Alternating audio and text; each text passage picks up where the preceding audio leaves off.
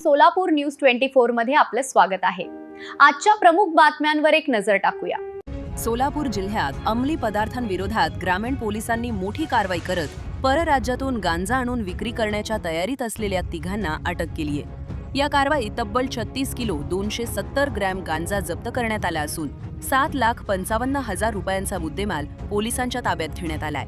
अटक करण्यात आलेल्या आरोपींमध्ये सचिन लक्ष्मण बनसोडे, एकनाथ नामदेव लेंडवे आणि अनिल लक्ष्मण रोंगे यांचा समावेश आहे। स्थानिक गुन्हे शाखेचे वरिष्ठ पोलीस निरीक्षक संजय जगताप यांच्या सूचनेनुसार सहाय्यक पोलीस निरीक्षक ज्ञानदेव वाघ आणि त्यांच्या पथकाने ही धडक कारवाई केली।